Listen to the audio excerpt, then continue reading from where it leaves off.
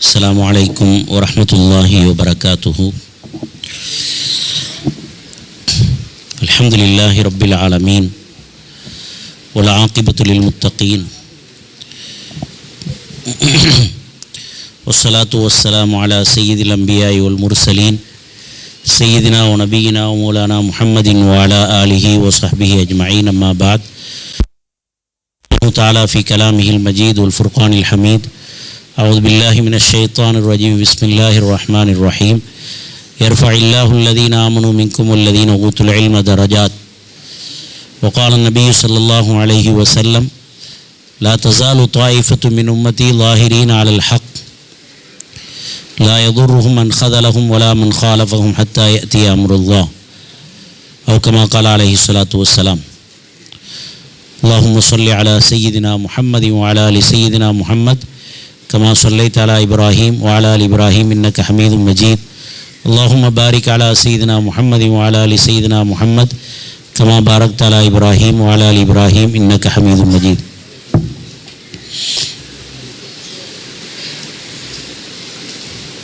இந்த சிறப்பான சபையிலே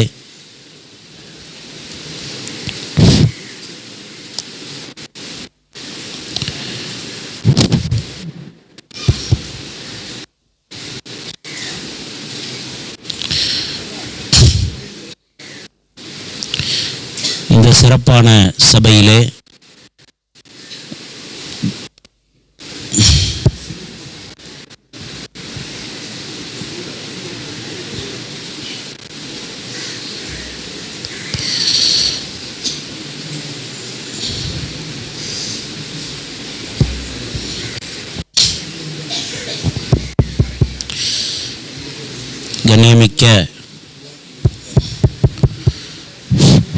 கண்ணியமிக்க உலமாக்கள் கலந்து கொண்டிருக்கிறார்கள். குறிப்பாக அல் ஆலிமுல் ஃபாதில் ஹஜரத் அமீன் மௌலானா ஹசரத் அவர்கள், முபாரக் மௌலவி அவர்கள், இன்னும் பல சிறப்புமிக்க உலமாக்கள் இந்த இடத்திலே கலந்திருக்கிறார்கள். இவ்வளவு நேரமாக சஹீஹுல் புகாரியினுடைய இறுதி ஹதீஸினுடைய விளக்கத்தை சொல்வதற்குரிய வாய்ப்பை அல்லாஹ் எனக்கு வழங்கினான்.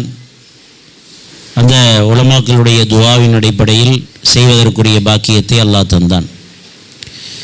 இப்பொழுது இங்கு வந்திருக்கக்கூடிய பெருமக்கள், ஊர் பிரமுகர்கள், பொதுமக்கள், இவர்கள் அத்துணை பேரும் மதரசாக்களினுடைய கல்வி நிலையங்களினுடைய அடிப்படை என்ன, எதற்காக இது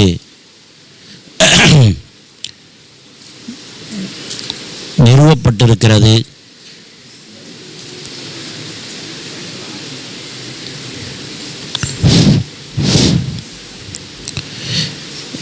இதனுடைய நோக்கம் என்ன, நம்முடைய பங்களிப்பு இந்த மதரசாக்களுடைய விஷயத்தில்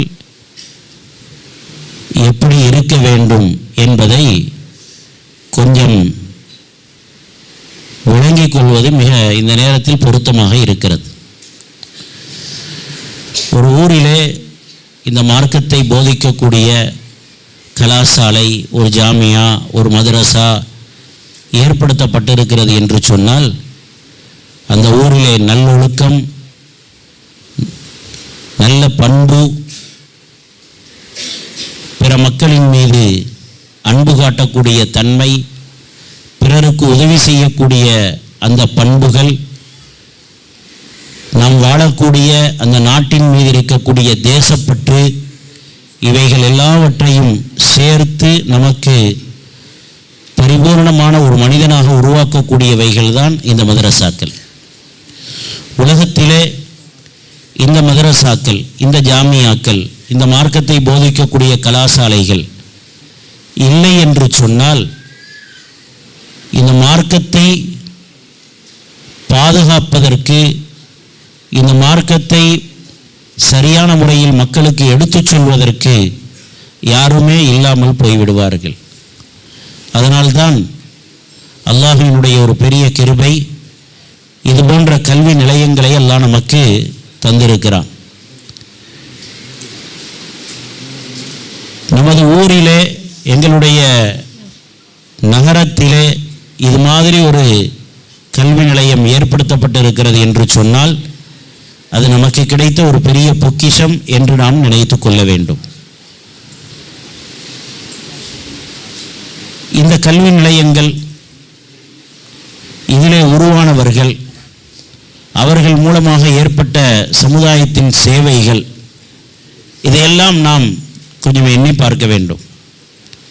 இது எங்கிருந்து உருவானது, எந்த காலத்தில் உருவாக்கப்பட்டது என்று நாம் பார்க்கும் பொழுது, பெருமானார் ஸல்லல்லாஹு அலைஹி வஸல்லம் அவர்களினால் உருவாக்கப்பட்டவைகள் தான் இவைகள்.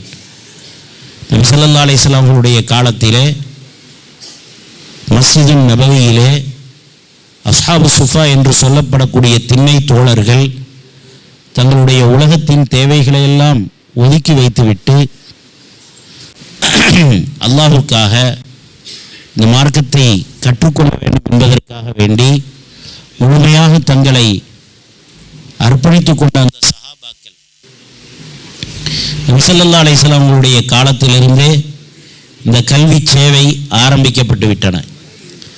அதற்கு பிறகு வந்த தாபிஈன்களுடைய காலம், தபஉத் தாபிஈன்களுடைய காலத்திலும் அறிஞர் பெருமக்கள் இந்த கல்விக்காக வேண்டி, கல்வியை தேடுவதற்காக வேண்டி பல எண்ணற்ற சிரமங்களை அடைந்துதான் இந்த கல்வியை பெற்றிருக்கிறார்கள். சாதாரணமானதல்ல. பக்கீ இப்னு மஹ்லத் அல் உந்துலூசி என்ற ஒரு பெரியார், உந்துலூஸ் மாகாணத்திலே ஹதீஸுக்களை வருவதற்கு மிக முக்கியமான காரணமாக இருந்தவர்கள். அவர்கள் கேள்விப்படுகிறார்கள், இமாம் அஹ்மத் இப்னு ஹம்பலை பற்றி கேள்விப்படுகிறார்கள். அவங்க பக்தாதிலே இந்த கல்வியை, ஹதீஸை போதித்து கொண்டிருந்தார்கள். அவர்கள் நினைத்தார்கள், நான் இமாம் அஹ்மதிடத்தில் போய் இந்த மார்க்க கல்வியை படிக்க வேண்டும், ஓத வேண்டும் என்று நினைத்தார்கள். இமாம் அஹ்மதை சந்திப்பதற்காக வேண்டி உந்துலூஸிலிருந்து புறப்பட்டு வருகிறார்கள். உந்துலூஸ் மாகாணம் என்பது அது எங்கே இருக்கிறது, பக்தாத் எங்கே இருக்கிறது, கிட்டத்தட்ட ஆயிரக்கணக்கான கிலோமீட்டர் மைல்கள் தூரம் உள்ளது. மாதக்கணக்கில் பிரயாணம் செய்துதான் அங்கே வர வேண்டும். அந்த காலத்திலே இமாம் அஹ்மதை சந்திக்கிறதுக்காக வேண்டி வர்றாங்க. வரக்கூடிய வழியில் கேள்விப்படுகிறார்கள், பக்தாதிலிருந்து வந்த மக்கள் சொன்னார்கள், உங்களால் இமாம் அஹ்மதை பார்க்க முடியாது, ஏனென்றால் அவர்கள் வீட்டு சிறையில் அடைக்கப்பட்டிருக்கிறார்கள். அவர்கள் மார்க்கத்தை, பாடத்தை போதிப்பதற்கு தடை செய்யப்பட்டிருக்கிறார்கள். இவர்களுக்கு ஆசை, எப்படியாவது இமாம் அஹ்மது நம்பலை பார்த்துடணும், அவங்கள்ட்ட கல்வியை படிச்சிடணும். பக்தாதில் இருக்கக்கூடிய ஜாமியா மஸ்ஜிதுக்கு வந்தார்கள். அங்கே பாடம் போதிக்கப்பட்டு கொண்டிருந்தது. வேறு ஒரு முஹத்திஸ் பாடத்தை போதித்து கொண்டிருந்தார். பாடம் முடிந்தவுடன் நான் ஒரு கேள்வி கேட்கணும் அப்படின்னு சொல்லிட்டு கேள்வி கேட்க எழும்பினார். கேள்வி கேட்பதற்கு அவருக்கு அனுமதி கொடுக்கப்பட்டது. ஒரு தடவை கேட்டுட்டார். பதில் சொன்னதுக்கு பிறகு நான் இன்னொரு கேள்வி கேட்கணும் சொன்னார்கள். ஒரு ஆளுக்கு ஒரு கேள்வி கேட்கறதுக்கு தான் அனுமதி இருக்குது, நீங்கள் இன்னொரு கேள்வி கேட்க முடியாது. சரி, இருந்தாலும் நீங்கள் தூரத்திலிருந்து வந்திருக்கிறீங்க, உங்களுக்கு நான் இன்னொரு கேள்வி கேட்கறதுக்கு அனுமதி தருகிறேன். அவர் என்ன கேட்டார், உங்களை யாராவது இமாம் அஹ்மது இப்னு ஹம்பலிடத்தில் என்னை போய் சேர்க்க முடியுமா என்று கேட்டார். இந்த கேள்வியை கேட்டவுடன் மக்களுக்கெல்லாம் நடுக்கம் வந்துருச்சு. ஏன்னா அரசாங்கம் தடை செய்திருக்கிறது, இமாம் அஹ்மதை போய் சந்திக்க முடியாது, யார் கூட்டு போனாலும் அவருக்கும் பிரச்சனை ஏற்படும், அதனால் அவரை அமரச் சொல்கிறார்கள். ஆனால் அவர் ஆசைப்படுகிறார், நான் எப்படியாவது இமாம் அஹ்மதை போய் சந்தித்து விட வேண்டும் என்று. அவருடைய ஆசையை பார்த்து ஒருத்தர் சொன்னார், அவரை தனியாக கூப்பிட்டு சொல்கிறார், பக்கீ இப்னு மஹ்லதை கூப்பிட்டு, நீங்கள் என்னோட பின்னாடி வாங்க, நான் நடந்து செல்லக்கூடிய இடத்தில் நீங்களும் என் கூடையே வந்துகிட்டு இருங்க. இமாம் அஹ்மதுனுடைய வீடு வர்ற நேரத்தில் நான் அந்த வீட்டை காட்டிவிட்டு நான் சென்று விடுவேன், நீங்கள் இமாம் அஹ்மதை போய் சந்தித்து கொள்ளலாம். அவ்வாறே அவருக்கு பின்னாடி போகிறார். இமாம் அஹ்மதுனுடைய வீடு காட்டப்படுகிறது. இமாம் அஹ்மதை சந்திப்பதற்காக வீட்டை தட்டுகிறார். இமாம் அஹ்மது இப்னு ஹம்பல் வெளியே வருகிறார்கள்.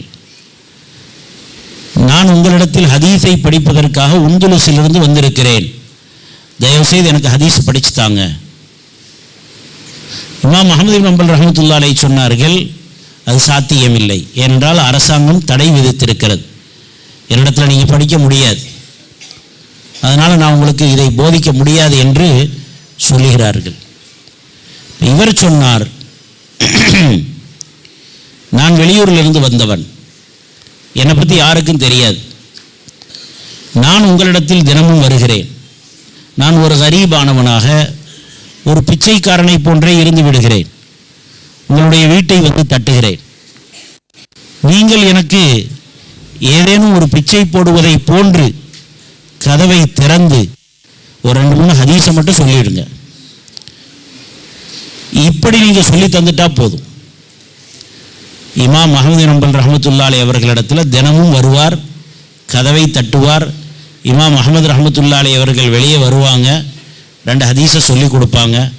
மக்கள்லாம் நினைத்துக் கொள்வார்கள், இவர் ஏதோ பிச்சை எடுக்கிறார் போல் தெரிகிறது, இமாம் அஹ்மது ஏதோ கொடுக்குறாங்க போல தெரிகிறது என்று நினைத்துக் கொள்வார்கள். ஆனால் இவர் அந்த ஹதீஸுகளை படித்து விட்டு போய்விடுவார். இப்படி 1 நாள் 2 நாள் அல்ல, 1 வருடம் வரைக்கும் இப்படியே ஹதீஸுகளை படித்து கொண்டே இருக்கிறார்.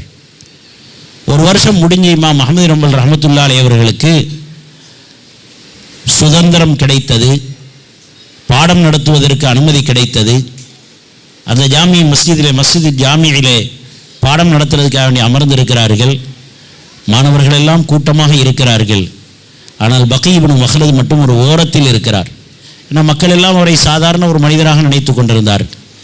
இமாம் அஹ்மது பார்த்து விடுகிறார்கள், சொன்னார்கள், அதோ அங்கே அமர்ந்திருக்கிறாரே, அவர் என் பக்கத்தில் வந்து உட்கார வைங்க, உண்மையான தேட்டமுடையவர் இவர் தான்.